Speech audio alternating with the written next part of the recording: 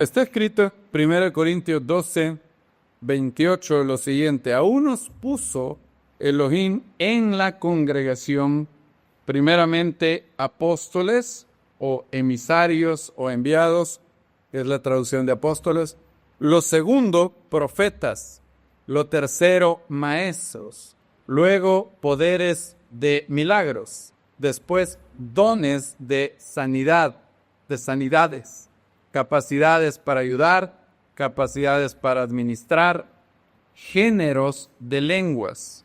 ¿Son todos apóstoles? ¿No son todos profetas? ¿Acaso todos maestros? ¿Acaso todos hacen milagros?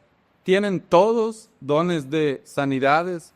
¿Hablan todos en lenguas? ¿Interpretan todos? Anhelad pues los mejores dones. Ahora yo os muestro un camino más excelente. Bien, aquí Pablo habla de el Eterno poniendo en la congregación ciertos dones, ¿verdad?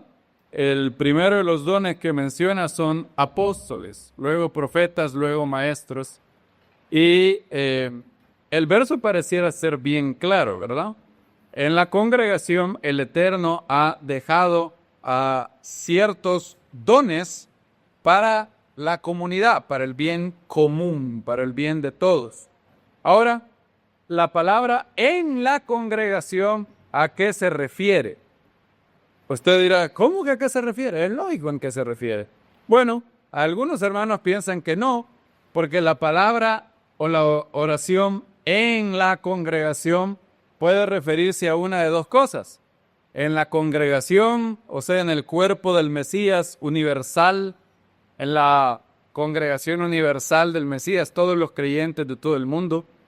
O se refiere Pablo a en la congregación local, ¿verdad?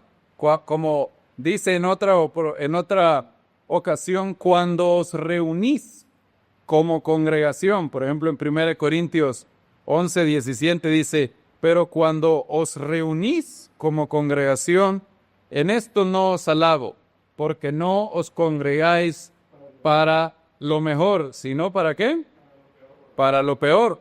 Mira el verso 18. Pues en primer lugar, cuando reunís como eclesía, como iglesia, como congregación. Nosotros normalmente no decimos vamos a la iglesia, porque la iglesia no es el lugar. ¿Sí? ¿Se acuerdan? Creo que el doctor Ketriel ha repetido eso una y otra vez. No es lo mismo el lugar de reunión que la congregación. Ahora, ¿se podría llamar al lugar de reunión congregación en virtud de que ahí es el lugar donde se reúne la congregación? Probablemente, yo creo que sí, pero la inmensa mayoría de veces donde la palabra eclesía se menciona, habla de las personas. Bien, entonces, ¿a qué se refiere el capítulo 28? O usted dirá, who cares? ¿A quién le importa? Bueno, es importante por una razón. Ayuda a resolver la pregunta, ¿todas las personas, es la voluntad de Dios que todos hablen en lenguas? Algunos responden a esa pregunta, no. Otros dicen que sí. Y los que dicen que no, y yo me incluyo ahí, los que decimos que no, apelamos a este verso, ¿verdad? Porque Pablo dice, claramente Pablo dice, ¿son todos apóstoles? O si lo dijera como dicen los mexicanos, ¿a poco son todos apóstoles? Así dirían ellos, ¿verdad?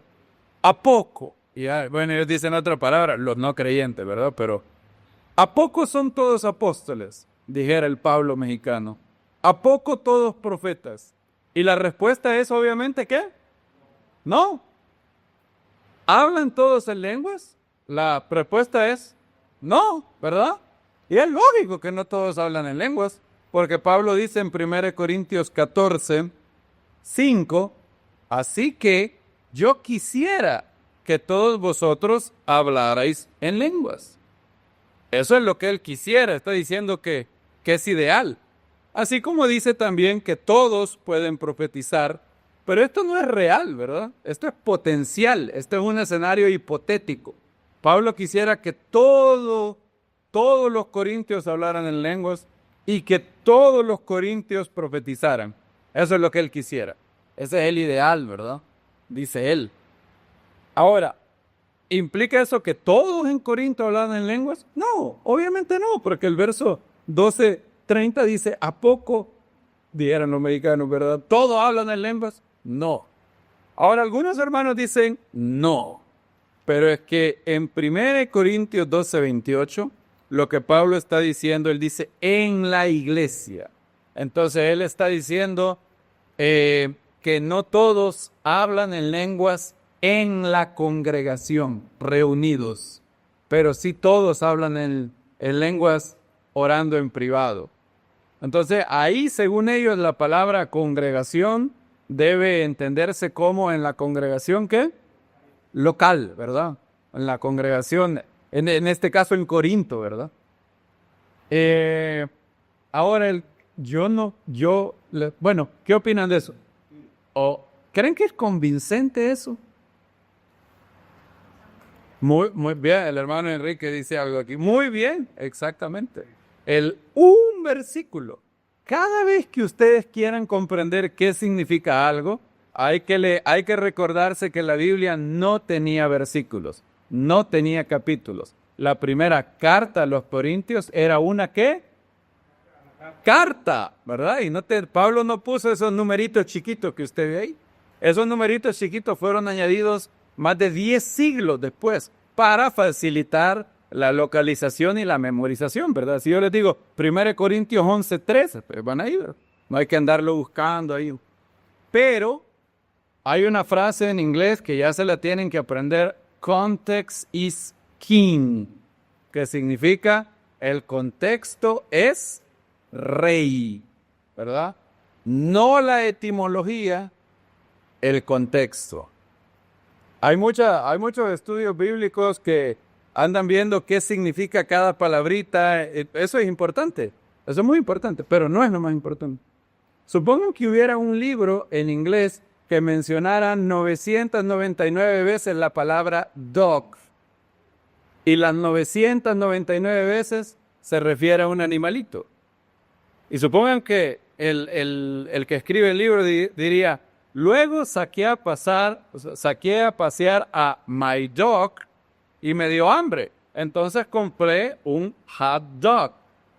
Bien. Y supongan que esa es la única vez que... ¿Qué significa la palabra dog en la expresión hot dog? ¿Significa un perro? No, ¿verdad? Esperamos que no, ¿verdad? Esperamos, si es kosher no es de perro. La palabra dog, a la par de la palabra hot en inglés, ya no significa perro, no significa el canino, ¿verdad? ¿Significa qué? Una comida que lleva un pan y una salchicha en medio. Ahora, supongan que alguien les dijera, pero las 900 veces que aparece la palabra dog en este libro, siempre significa perro. Entonces, como las otras 900 veces significa perro, aquí tiene que significar perro. ¿Qué opinarían ustedes? ¿Es un argumento convincente eso? No. ¿Por qué? Contexto. No importa si la palabra dog significa perro 900 veces. Si el contexto me dice que compró un hot dog, yo entiendo, no, ahí no se refiere a un canino, sino a la comida. Entonces, si usted retrocede un versículo, 1 Corintios 12:27, yo no lo leí, de hecho, cuando empecé el estudio yo leí el 28, adrede, para ver si alguien decía, espérame, voy a ir a ver el 27. Y recuerden, mi intención al ser un maestro en esta comunidad es que ustedes tengan el hábito de pensar bíblicamente, de que ustedes digan, pero eso parece sospechoso. Voy a leer más atrásito, a ver qué dice, ¿verdad? En el verso 27, ¿qué dice? Y vosotros sois el cuerpo del Mesías, miembros cada uno en parte, y a uno se los impuso en la congregación. El contexto me dice que ahí la palabra congregación, Pablo se está refiriendo al cuerpo del Mesías, a todos los creyentes en todos los lugares, ¿verdad? No a la congregación local. Entonces, no, el contexto demanda que aquí en la congregación sea toda la congregación universal, no la reunión, no sirve para esto. Entonces, no todos. Ahora, algunos dicen, pero Pablo dice, yo quisiera que todos vosotros hablarais en lenguas.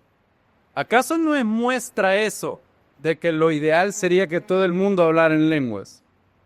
Parece que sí.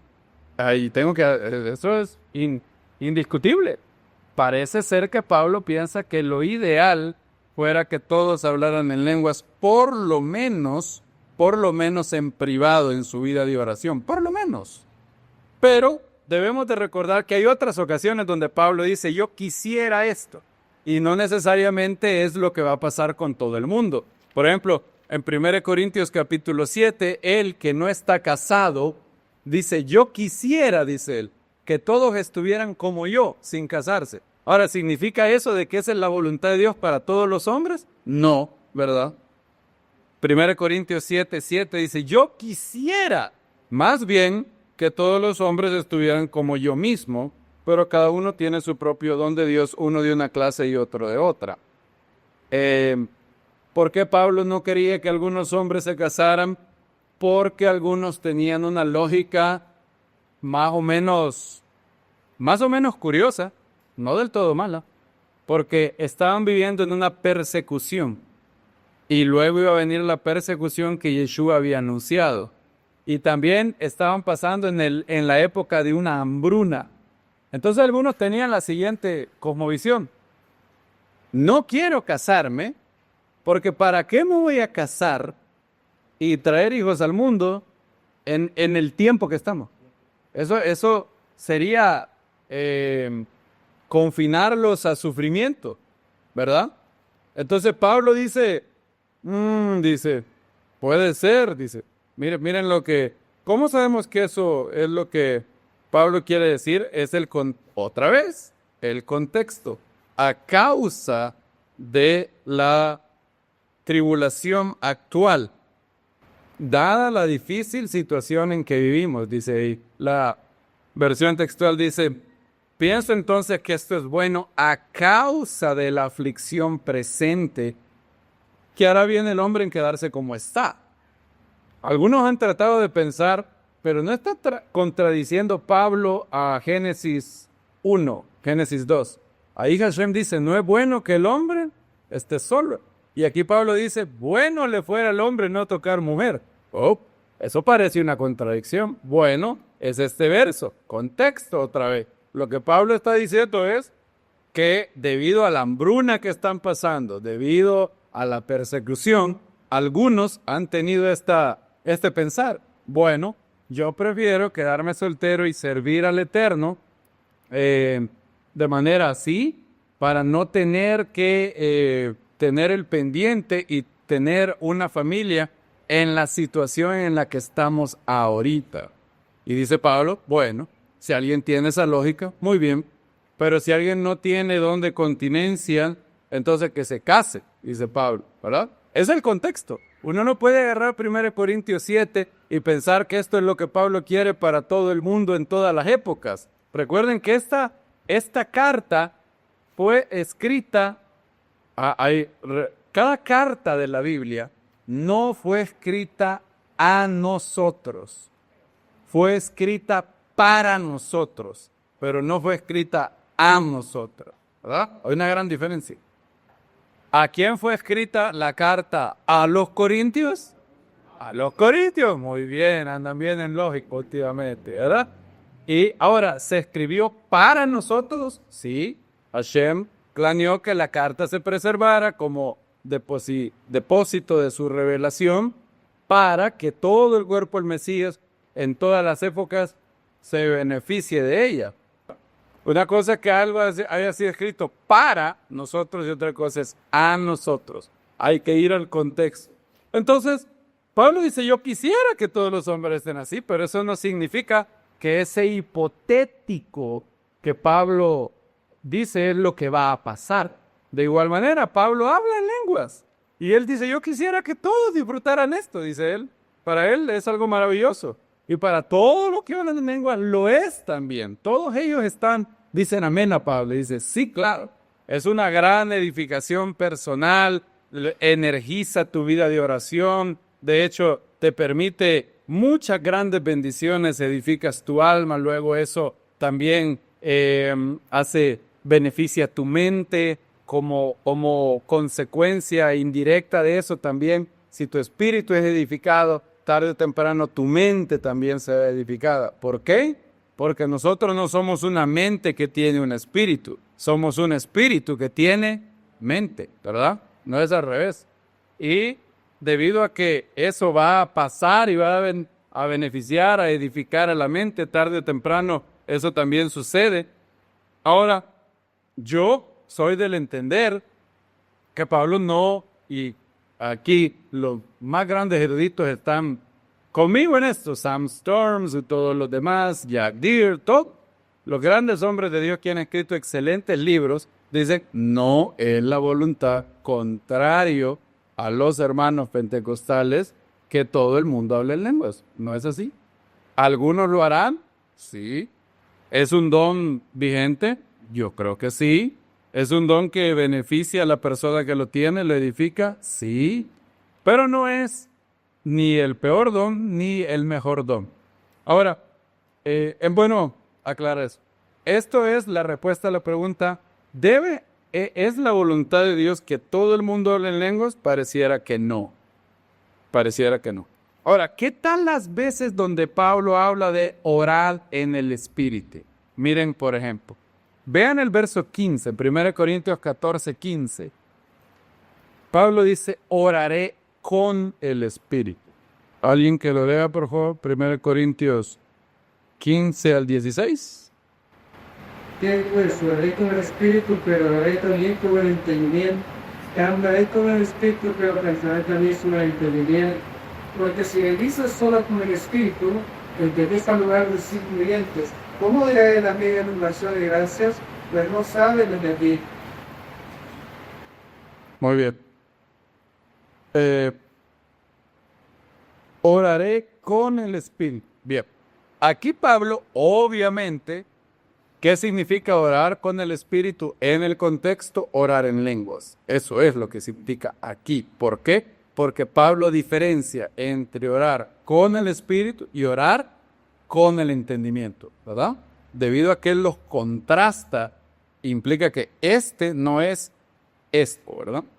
Entonces, hay otros versos en la Biblia que habla de orar en el Espíritu.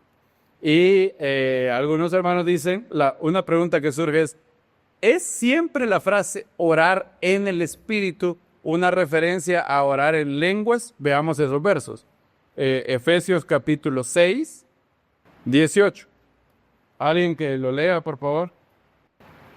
Y todo esto hagan orando y significando aquí de salga de energía del Espíritu. Renuncien invoco al rey y apresito y oren con insistencia por todos los creyentes. No es una versión un poco ambiciosa. Sí, un poco para hacer. Orar siempre en vivo, mediante toda oración y súplica, velando siempre para ellos por toda perseverancia y súplica por todos los santos. Muy bien. Eso es, orad siempre, que dice Pablo, en el Espíritu, mediante toda oración y súplica, velando también para ellos con toda perseverancia y súplica por todos los santos. Bien, y por mí, dice Pablo, oren por mí, para que me sea dada palabra al abrir mi boca, a fin de dar a conocer abiertamente el ministerio del Evangelio, por lo cual soy embajador en cadenas, para que osadamente hable acerca de él como debo hablar. Pablo pide que le sea dada palabra que sea energizada, puesta por el Espíritu, palabra de sabiduría, palabra de conocimiento, para que hable como debo hablar, dice Pablo, para hablar de la mejor manera posible. ¿Significa eso de que a pesar de que él hablara de la mejor manera posible, ¿Eso elimina el riesgo de que la gente se ofenda? No. Usted puede ser el predicador más maravilloso del mundo, pero si usted habla con gracia y verdad, siempre habrá gente que se ofenda. De lo contrario, Pablo no hubiera tenido que ser apedreado tantas veces. De lo contrario, Yeshua nunca hubiera sido crucificado. Pero nuestro deber es hablar bajo la guía del Espíritu, que nos sea dada palabra. Esta es una oración que yo la he hecho mía desde hace años. También la oración que lo que el Eterno le dice a Jeremías, es la oración que todo predicador debe tener.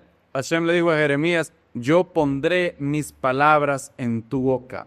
Y esa es la oración, pon palabras en mi boca, Hashem, pon palabras en mi boca. Algunas veces yo preparo más o menos lo que vamos a predicar, pero es un bosquejo, una guía. No, al inicio, cuando empecé a predicar, caí en el extremo de planear todo hasta la última coma de lo que yo iba a decir, sin dar libertad al Espíritu Santo. Y eso es un error. También el otro extremo es venir a improvisar aquí, y eso no es bueno. El Espíritu Santo es guía, no es atajo. Pues bien importante saber. Como les dije, el Espíritu Santo es guía, no atajo. No es alguien que va a decir, como yo soy creyente, no voy a estudiar para el examen. El Espíritu Santo me lo va a revelar todo. No le va a revelar nada por aragán, porque el Espíritu del Eterno no funciona así, no es atajo, es guía. Claro, hay testimonios. Por ejemplo, el doctor Ben Carson tiene un testimonio de una vez donde él tuvo un sueño, donde en el sueño él veía todas las respuestas del examen que iba a tener. Y literalmente el siguiente día eran todas las respuestas. Entonces, algunos dirán, los que estudian dirían, ese sueño necesito yo antes de los parciales. Bueno, no, esa es la excepción a la regla, ¿verdad? Entonces, algunas veces, y Baruch Hashem, algunas veces frecuentemente, el Espíritu del Eterno te impulsa a decir ciertas cosas que tú no sabías que iban a hacer un impacto. Y eso funciona para toda persona, no solamente para un maestro. Por eso Pablo pide por mí, para que me sea dada palabra al abrir mi boca. Ahora, veamos el otro verso donde se menciona orar en el Espíritu. Es en Judas. Algunos hermanos cuando se convierten dicen, Judas escribió, no hombre, yo no sabía que antes de ahorcarse. No, bueno, este no es Judas Iscariote, ¿verdad? Ahora, Judas también predicó, ¿se acuerdan? Yeshua lo mandó a predicar, a sanar, a expulsar demonios.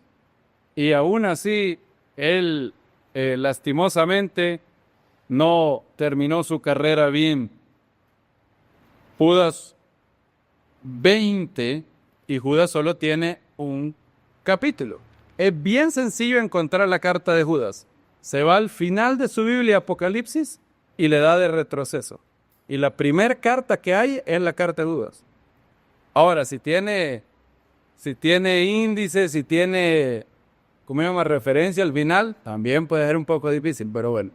Judas está al final. Judas 20. Vamos a leer ahí. Pero vosotros, oh amados, edificándoos, edificándose ustedes mismos sobre vuestra santísima fe, orando en el Espíritu Santo. Aquí otra vez habla de orando en el Espíritu. Conservaos en el amor de Dios, aguardando la misericordia de Yeshua el Mesías, nuestro Señor, para vida eterna. Tengan misericordia con algunos que vacilan. Esto significa con algunos que dudan, o con algunos que son inconstantes. A otros salvad, arrebatándolos del fuego. De otros tened compasión con temor, aborreciendo aún la ropa contaminada por su carne. Es curioso ese verso. Y aquel que es poderoso para guardaros sin caída y presentaros sin mancha delante de su gloria con gran alegría. Qué versículo más bonito es. Al único Dios, nuestro Salvador, sea la gloria, la majestad, el dominio y el poder por medio de Yeshua el Mesías, nuestro Señor, desde antes de todos los siglos, ahora y por todos los siglos. Amén. Bien, aquí se habla de orar en el Espíritu. Entonces, hay hermanos que dicen, bueno, este es un mandamiento dado a todo el cuerpo del Mesías. Sí, ¿verdad? ¿Están de acuerdo que este es un mandamiento dado a todo el mundo? Estoy de acuerdo. Todos tenemos que orar en el Espíritu, obvio. ¿Qué es lo contrario a orar en el Espíritu? Orar en nuestra carne o sin devoción, sin conexión. La Biblia habla también de cuando la congregación oraba porque Pedro estaba preso. Dice ahí que hacían ferviente oración. Vean conmigo Hechos 12:5. Por cierto, la palabra velad no quiere decir necesariamente vigilia y perder sueño. ¿Ah? O sea, otra mala interpretación de muchos hermanos. Pensar que esos versos que habla de velad, por lo tanto velad porque no sabéis cuándo el Hijo del Hombre había que venir. La Biblia está mandando a hacer vigilia. Ahora, yo no tengo nada en contra de las vigilias. Si un día queremos hacer una y queremos invertir el tiempo en oración y en estudio, muy bien, pero no es eso lo que se refiere. Velad en todas perseverancia y súplica significa que no basta orar una vez, o no hay que dejar de orar una vez que hemos conseguido lo que estábamos orando. Por ejemplo, supongan que estábamos orando por la conversión de una persona. Habíamos orado para que esa persona, el Eterno, tocara su corazón. Y ahora se convirtió. La tentación, o bueno, nuestra naturaleza humana, naturalmente tendería a, bueno, oramos, se convirtió la persona, bueno, perfecto, ya no hay que orar, ¿verdad? No, dice Pablo, hay que velar en oración. ¿Qué significa? Seguir orando, no decaer. Ya se convirtió, muy bien, hay que orar, porque ahora, debido a que se convirtió, lo que podemos esperar son pruebas para su fe, del Eterno, y también tentaciones de las tinieblas, y también posibles ataques espirituales. Eso es lo que, ¿no creen ustedes que eso pasaría? Estuve escuchando el testimonio de esta chica de ex OnlyFans que se convirtió en Nala Rey, y ella menciona que en la semana donde ella se convirtió, tuvo un accidente de carro, sus papás se divorciaron, y no me acuerdo qué, le pasaron como 3 cosas. Ella dice, antes que era algunas personas la han descrito a ella como una general en el ejército del maligno. Ella dice, antes que era una general o generala, no sé, en el ejército del maligno, nada me pasaba. Vivía una vida del infierno, dice ella. ¿Saben que ella dice que fumaba marihuana todos los días? Todos los días, sí. ¿Por qué?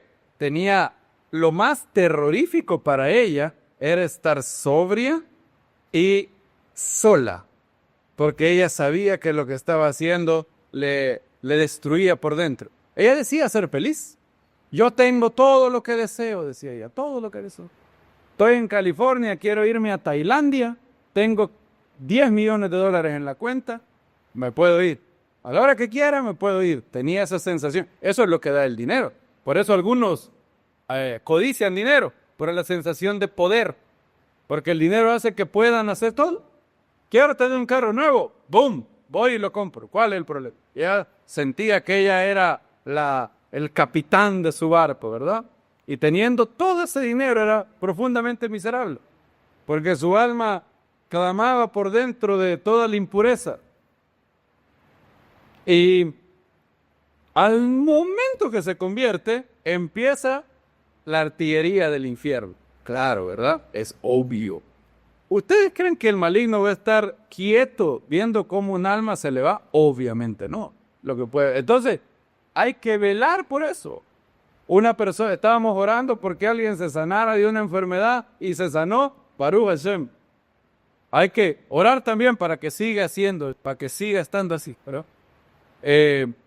Normalmente cuando oramos con Daniela en la noche, oramos por el trabajo de todos ustedes, para que Daniela y yo oramos, cuida, dice la Dani, cuida a los hermanos el día de mañana, y oramos, bendícelos en sus trabajos, bendícelos en sus negocios, cuídalos de todo mal. Así termina el Padre Nuestro. La última frase del Padre Nuestro significa líbranos del maligno, aunque sea traducido como líbranos del mal. En realidad, si yo me voy a lo que dice el texto griego, es líbranos del maligno. Ahora es la última parte del Padre Nuestro, no es la primera. Eso es muy interesante. Tampoco es que uno tiene que vivir con la zozobra y la paranoia de que el diablo tiene un poder más grande que el que en realidad tiene. Eso también es un extremo. C.S. Lewis dijo, los demonios se alegran de dos tipos de personas. Aquellos que no creen que existen y aquellas personas obsesionadas con ellos. Los dos extremos. C.S. Lewis dice algo muy cierto. Él aprecia tanto a un materialista como a un hechicero. Los dos son maravillosos para él. Entonces el término medio sano es saber que hay una huestes de tinieblas. Pablo describe principados, potestades, huestes de maldad en las regiones celestes en Efesios capítulo 6, verso del 11 al 12. Y otra cosa es estar obsesionado, ver un demonio abajo de cada piedra. Eso también es un extremo. Pero bueno, eso es lo que significa velar con perseverancia. No significa necesariamente perder sueño. Ahora, la metáfora es correcta. Porque si yo estaba orando por la conversión de una persona, en el espíritu yo estoy velando, o sea, estoy pendiente, estoy con esa, ¿cómo diríamos?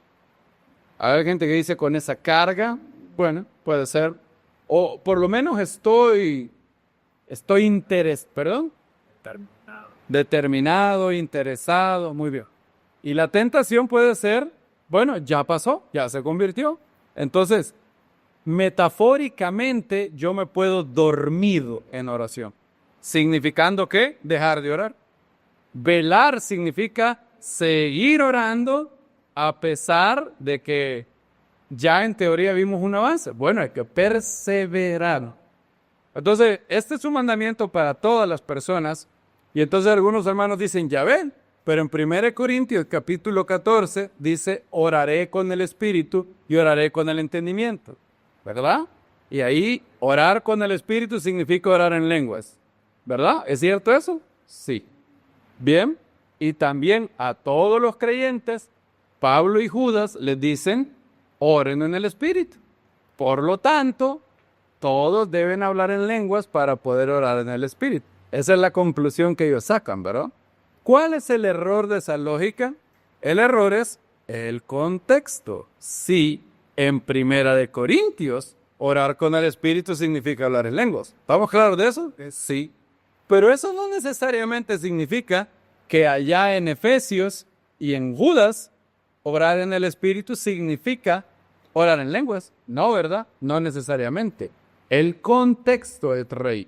Y en las dos ocasiones donde se utiliza en Efesios capítulo 6 y en Judas, está hablando de orar en el Espíritu Santo, o sea, bajo su guía, bajo su capacitación, bajo su influencia.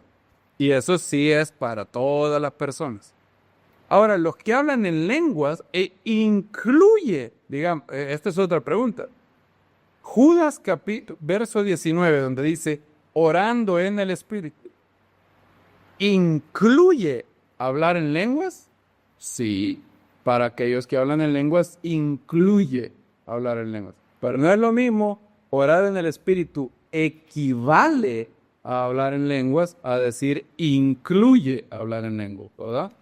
Si yo digo equivale o es igual, estoy diciendo que A es igual a B. Y si yo digo incluye, es que es parte, pero hay otras cosas que también son parte. Entonces, la persona que habla en lenguas, parte de orar en el Espíritu es orar en lenguas. Muy bien, magnífico. Pero la persona que no habla en lenguas puede orar en el Espíritu sin hablar en lenguas. Claro, ¿está bien? El que habla en lenguas puede orar en el Espíritu hablando en lenguas, sí. ¿Y el que no habla en lenguas puede orar en el Espíritu? Sí. ¿Qué es lo que tiene que hacer? Bueno, orar con pasión, con devoción. No podemos tener oraciones raquíticas. Había creo que fue Dante Gebel el que decía, hay personas que si los ven orar, bueno, no lo decía de otra manera. Decía él, hay gente en las iglesias que si mañana empezaran a meter preso a los creyentes, los dejaran libres por falta de evidencia. Decía él. Oye, bien curioso eso. Si mañana, decía, empiezan a meter preso creyentes, hay gente que los dejan libres porque diría, y este no es, déjalo, este no es verdaderamente creyente. Él decía eso. Bueno, hay gente que si las oyéramos, si las oímos orar, los dejamos libres por falta de evidencia. Parece que no oran en el Espíritu. Orar en el Espíritu es estar bajo su influencia, bajo su determinación, bajo su guía, bajo su reinado, y orar con pasión, con fervor, como dice el libro de Hechos. Le fueron dados a los discípulos lenguas de fuego. ¿Es de fuego tu lengua cuando oras? ¿Es de fuego tu lengua cuando alabas a Dios? ¿Tienes fuego en tu corazón? Esas son preguntas que hay que hacer. Hemos venido a adorar a Dios, como dice esa canción tan bonita, que es vivo para adorarte. He venido a alabarte. Hoy voy a entregar mi corazón. Muy bonita canción esa. La hace un ex rockero, un ex satanista. Escribió esa canción. Bueno, creo que la escribió. Y aquí estoy, mi Salvador. Vine a darte gracias. Dice la estrofa. Vivo para adorarte. He venido a alabarte. Hoy voy a entregar mi corazón. Por eso la Biblia habla de alabanza con todas sus fuerzas. Dice que David cantaba y danzaba en segundo libro de Samuel, capítulo 6. Habla de cómo David danzaba y adoraba al Eterno con todas sus fuerzas. Segundo libro de Samuel 6, 13 al 15. ¿Alguien que lo lea, por favor? Sí. Y fue así que cuando los portadores del arca del Eterno caminaban 6 pasos, entonces él sacrificaba un buey y un carnero cebado. Y David danzaba con toda su fuerza delante del Eterno. Y David estaba ceñido con un efod de lino. Y así David y toda la casa de Israel iniciaron subir el arca del Eterno con aclamaciones y al sonido del shofar. Profecía, muy bien. Con todas sus fuerzas. ¿Cómo es nuestra oración? Nuestra adoración tiene que ser con fuego. Tenemos que ser serafim. La palabra serafim viene de la raíz sarrat, que significa algo que quema, algo que arde. Y bien lo dijo el doctor Michael Brown, prefiero calmar a un fanático. Bueno, no, era al revés. Es más fácil calmar a un fanático que calentar a un muerto. Y yo he tenido experiencias de ambas. Y no han sido particulares. Entonces, cuando la Biblia habla de orar en el Espíritu, cantar en el Espíritu, habla de pasión a la hora de hacerlo. Nunca debemos de pensar que adorar a Dios es venir y tomar un asiento. Ahora, es parte de eso. Si yo no voy a hablar, si voy a enseñar a otro hermano, yo me siento, y cuando Por ejemplo, está en el momento de alabanza, yo no canto, yo no toco ningún instrumento, pero eso no significa que yo soy pasivo. Yo no soy pasivo, no tengo que ser pasivo. La adoración es mi adoración, mi adoración. Nadie puede alabar por usted, nadie. Por eso en la Amidá, los rabinos, hay una bendición que se llama Modim Anakno, ¿verdad? Te agradecemos, delante de ti nos posicionamos y te agradecemos, Adonai Elohim. Y en la repetición de la Amidá la gente puede estar sentado.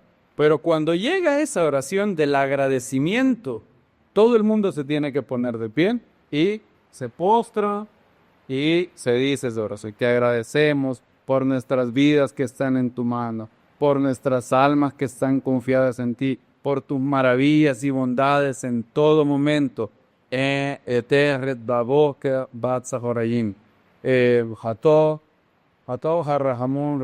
Como dice,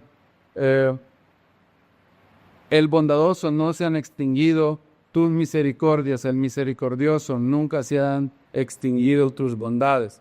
Y esa oración, todo el mundo tiene que postrarse así, hacer una reverencia y decirla. ¿Por qué? Esta es la enseñanza de los rabinos. Nadie puede agradecer por ti. El agradecimiento es personal. Entonces, incluso en la oración colectiva, cada persona tiene que decir, y hay que expresarlo con nuestra boca.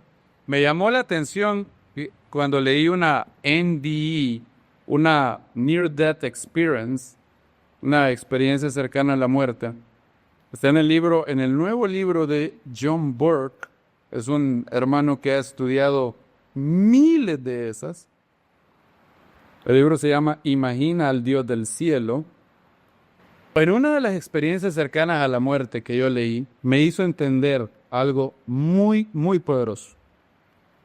Dice, él dice que vivió una revisión de su vida. Cosas que eran agradables a Dios y cosas que no eran agradables a Dios. Ahora, miren este verso. Esta narración de una experiencia cercana al amor. Dios, esta persona que murió clínicamente, luego revivió, Dios me mostró los pensamientos negativos que llevaba conmigo.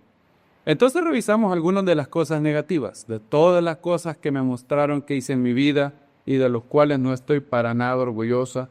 Y hay una que realmente me impactó. Probablemente sea la cosa más difícil que debo de hacer. Esto es controlar mis pensamientos. Fíjense qué curioso.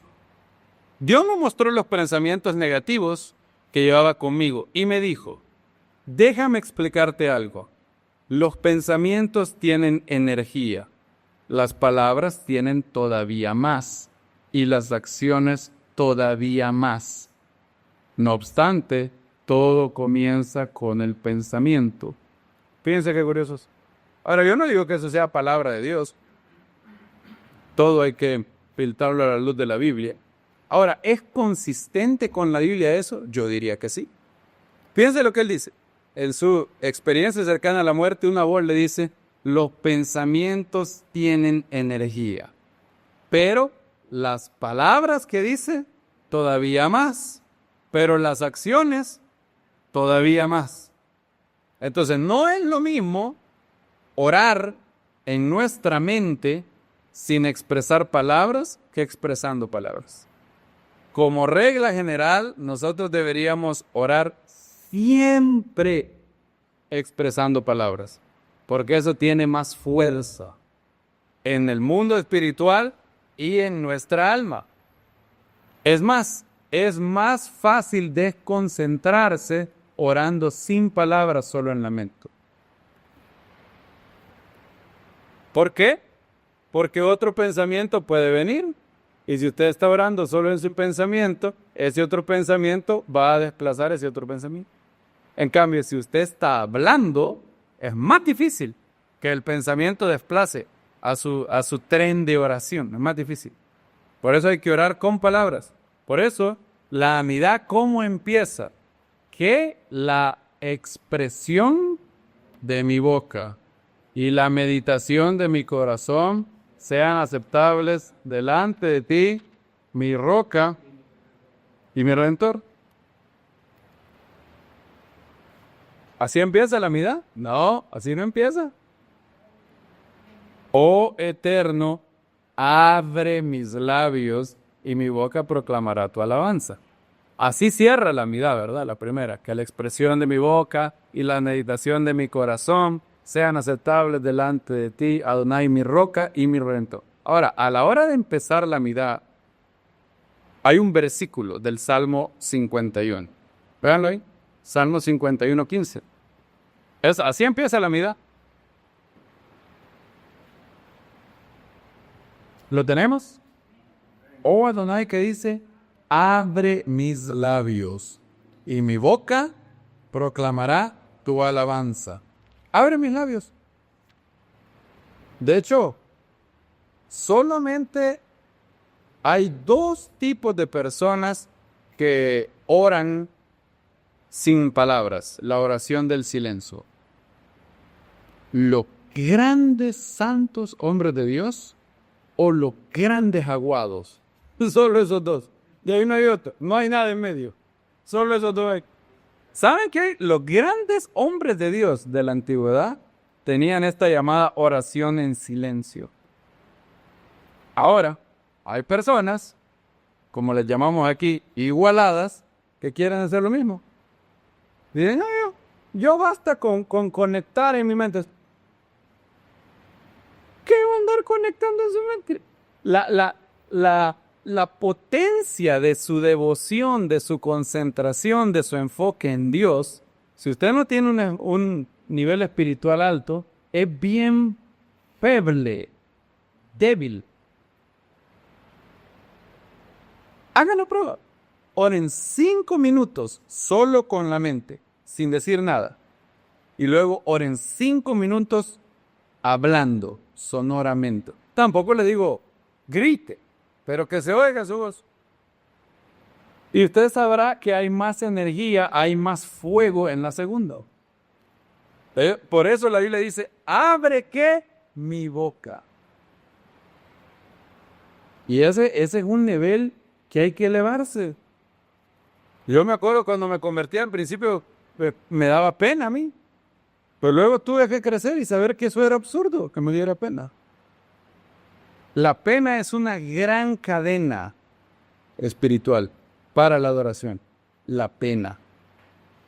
Dios creó la pena, la vergüenza, para que te dé pena y vergüenza hacer el mal. Pero el maligno lo ocupa, lo tuerce y luego ocupa la emoción de la pena para disuadirte de hacer el bien. Entonces tú tienes que decir, no me da pena. ¿Y cuál es la mejor manera de hacer morir la pena indebida en nosotros? Actuando. Actuando, haciendo las obras de denuedo. Orar con denuedo, alabar con denuedo. Eso es orar en el Espíritu, con o sin lenguas. Los que hablan en lenguas pueden hacerlo. Hay también, la Biblia habla de cánticos espirituales. Pues, sin hablar en lenguas, alguien puede cantar espiritualmente una tonadita de su corazón. Y eso es grandemente enriquecedor. Por eso, orar en el Espíritu puede incluir cánticos espirituales. No os embriaguéis, dice Efesios 5:18, con vino en el cual hay desenfreno, antes bien sed llenos del Espíritu, hablando entre vosotros con salmos, himnos y ¿qué? Cánticos espirituales. Ahora, la adoración en cánticos espirituales es lo más alto, es como el lugar santísimo. Pero, como dice C.S. Lewis, lo más alto no se sostiene sin lo más bajo. El piso número 3 necesita del piso 1 y del piso 2. Lo más básico en la adoración es cantar canciones preestablecidas con la letra. ¿Por qué? Porque es la letra que todos conocemos.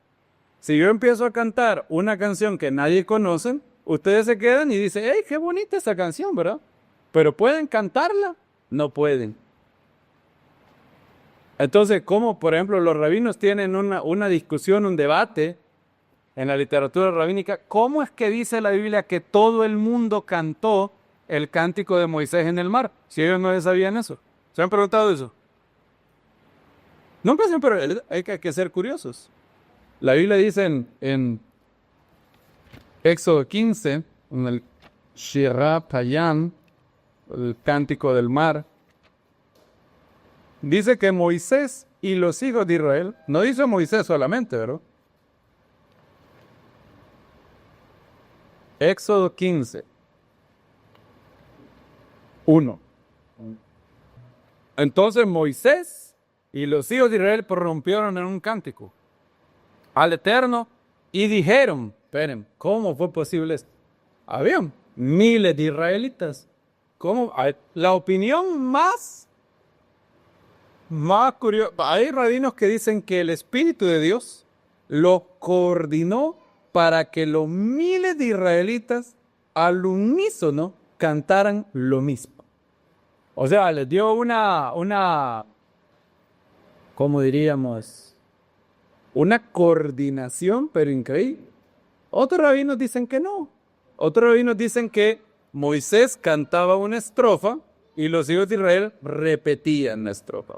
O sea, era un cántico, se llama antifonal, creo que se llama, ¿verdad? Algo como Odul Adonai Ki. Esa es la otra opción. Hay otros rabinos que dicen que Moisés cantaba una estrofa y los hijos de Israel respondían con Ki Leolam Hasdo u otra cosa. Entonces, el nivel bajo, y por bajo no quiero despreciar ese nivel, bajo ningún concepto. Recuerden, lo más alto no se sostiene, sino más bajo. Entonces, el primer nivel, voy a decir, el piso 1 de la adoración y de la alabanza, el cántico, es cantar canciones con una letra que todos conozcamos. Y ahí está incluido salmos e himnos. Salmos son los salmos del libro, ¿verdad? De los 150 que aparecen en la Biblia. Himnos son letras, alabanzas a Dios que no están en el libro de los salmos. Todas las canciones de Ketoret son himnos, ¿verdad? Todas las canciones que no están en el libro de los salmos son himnos. Ahora, ¿qué comparten? ¿Cuál es el factor común entre salmos e himnos? Lo común es que ambos tienen letras definidas que conocemos. Ahora, cánticos espirituales son cánticos que no tienen una letra previamente definida. Son cánticos que nacen de tu corazón. Es tantas veces. Me llamó la atención eso que dijo el hermano Angels cuando vino aquí. Mucha gente viene escrupulosa en cumplir los mandamientos de Dios. ¿Cuántos cumplen el mandamiento del Salmo 96? Cantad al Eterno un cántico nuevo. Y no aparece solo ahí. ¿Se han puesto a pensar cuántas veces aparece eso en la Biblia? Cantad. El Salmo 96 dice, cantad al Eterno, ¿qué? Un cántico nuevo. Shir Hadash, dice en hebreo. Ahora, vean el Salmo 98.1. Adivinen cómo empieza el Salmo 98. Cantad al Eterno, ¿qué? Un cántico nuevo. Ya vamos, 2. Bien, Salmo 43. Y este salmo yo no lo puedo leer sin pensar en la voz de los hermanos espacianos. Puso luego en mi boca un cántico nuevo. Puso luego en mi boca, ¿qué dice el Salmo 43? Un cántico nuevo. ¿Ya leyeron Salmo 43? Salmos 33.3. Cantad a Hashem un cántico nuevo. Hacedlo bien. Tañendo o tocando el arpa con júbilo. Bien. Salmo 144.9. Adivinen cuál es el mandamiento del salmista ahí. Salmo 144.9. ¿Qué dice? Oh Elohim, a ti cantaré ¿qué? Cántico nuevo. Con salterio de 10 cuerdas te entonaré salmos. Isaías 42:10. Adelanten un poquito. Isaías está después de Cantar, ¿verdad? Isaías 42:10. ¿Qué dice? Cantar al Eterno un cántico nuevo. Alabanza suya desde el confín de la tierra. O sea, desde la perspectiva de la tierra de Israel, aquí. De los que se hacen a la mar y los que la prueban, de las costas lejanas y los habitantes de ellas. Salmo 149:1. Retrocedan otra vez y vayan al Salmo 149:1. Cantad al Eterno un cántico nuevo. Resuene su alabanza en la congregación de los santos. ¿Resuena la alabanza en la congregación? Debería, ¿verdad? Ahí dice, resuena. Y a mí se me ocurre que no puede resonar algo si la gente no canta. John Wesley y los metodistas tenían la costumbre de no ocupar instrumentos musicales. Es una costumbre que a mí no me gusta, pero la ventaja de eso es que para él el mejor instrumento es la voz humana. Es lo que dice también en ese capítulo de The Chosen. Creo que hay un capítulo de The Chosen. Sí, creo que es en el último capítulo de la temporada 3, cuando Pedro camina y Asaf llega a presentar el Salmo, ¿verdad? Y cuando llegan delante del rey David, le dice, vamos a hacerlo a capela. Y el rey David le dice, la voz, el mejor instrumento, le dice. Muy cierto eso. Muy cierto. En esto la Biblia habla de este cántico nuevo de adoración a Dios con palabras que nacen de ti.